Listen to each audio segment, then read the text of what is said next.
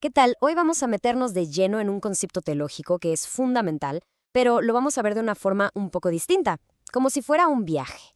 Vamos a hablar de la conversión, pero no como un momento único y ya, sino como todo un viaje de regreso a casa. Así que, bueno, vamos a darle. Para empezar cualquier viaje, pues lo primero es tener un mapa, ¿no? Y un buen mapa siempre empieza con la pregunta clave. Entonces, ¿qué es de verdad la conversión desde el punto de vista de la doctrina? ¿Será nada más un sentimiento de culpa, una decisión que uno toma y listo? ¿O hay algo mucho, mucho más profundo detrás?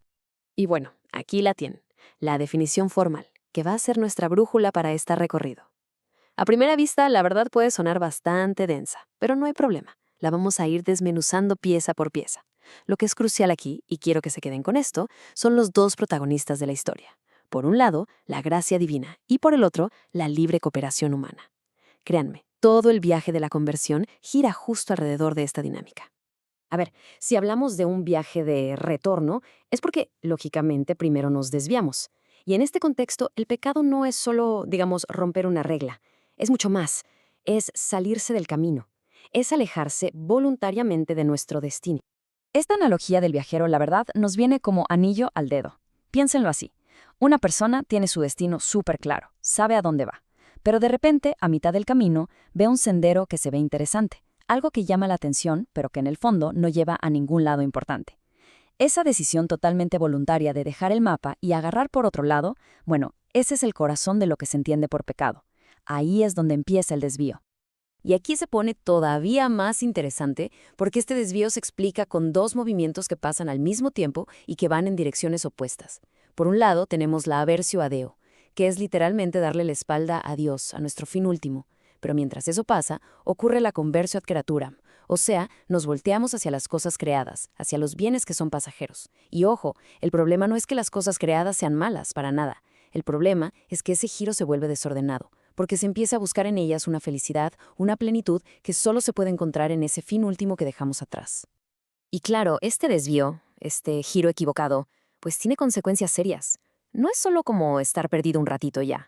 Según la doctrina, esto implica la pérdida de la gracia, que es como esa conexión vital con lo divino. También significa romper el orden natural de las cosas. Y al final, la consecuencia más grave es la exclusión del destino final para el que, se supone, el viajero estaba hecho. O sea que lo que está en juego es todo. Bueno, entonces, si el viajero ya se perdió, ¿cómo le hace para volver? Y es aquí donde la historia da un giro total, porque no es algo que el viajero pueda lograr solito. Se necesita un punto de inflexión, una especie de chispa que surge de la interacción entre una iniciativa que viene de Dios y una respuesta que tiene que ser humana. Este punto es clave, de verdad. La primera idea de volver, ese primer pensamiento de, híjole, creo que debería regresar al camino principal, no nace de nosotros. A esto se le conoce como la gracia preveniente. Es como una ayuda que Dios ofrece primero, como si de repente se encendiera una luz a lo lejos, para mostrarnos que sí hay un camino de vuelta. Y esta frase lo resume perfecto. O sea, no es un acto de pura fuerza de voluntad, de le voy a echar ganas y ya.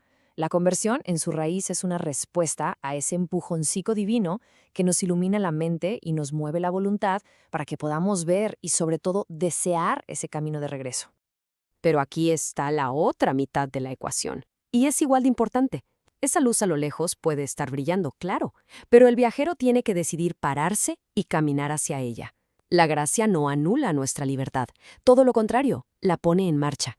Se necesita una cooperación libre, un sí muy personal a esa invitación para poder ser justificado, que en palabras más sencillas significa volver a estar en una relación correcta con Dios. Muy bien, entonces nuestro viajero ya vio la luz y decidió caminar hacia ella. Ahora, ¿cómo es exactamente ese camino de regreso?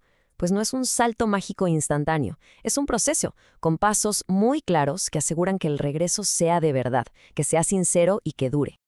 Estos son los tres pasos esenciales del regreso. Primero, la contrición. Y no es solo sentirse mal, ¿eh? Es un dolor profundo y un rechazo total a ese desvío que se tomó, pero motivado por amor a Dios. Segundo, el propósito de enmienda, que es esta resolución firme, ahí vemos el término en latín, propositum non peccandi, de no volver a agarrar ese camino equivocado. Y tercero, la voluntad de reparación, que es el deseo sincero de arreglar, en lo posible, el daño que se causó. Para terminar de entender bien nuestro mapa, Es súper útil saber cuáles son los caminos falsos, esos errores comunes que nos pueden confundir. A veces, aclarar lo que algo no es nos ayuda muchísimo a entender lo que sí es. Esta tabla es genial para ver los contrastes. Por ejemplo, un error muy común es pensar que la conversión es nomás un sentimiento de culpa. La verdad doctrinal es que es un acto de la voluntad. Otro error, creer que podemos hacerlo solos cuando ya vimos que se necesita esa gracia inicial de Dios. O pensar que se puede volver sin una intención real de cambiar. Pues no, ya vimos que el propósito de enmienda es básico. Y por último, no se trata solo de hacer cosas por fuera. Es un cambio profundo, interno, una virtud. Y así de alguna manera volvemos al punto de partida de nuestro viaje. Si la conversión es este retorno que empieza con una llamada de Dios y necesita una respuesta nuestra, la pregunta que se queda flotando en el aire es, ¿qué es lo que de verdad define ese primer paso? ¿Es el momento en el que Dios llama o es el instante en el que el alma por fin decide acercarse y empezar a caminar? Una buena pregunta para reflexionar. Gracias por habernos acompañado en este análisis.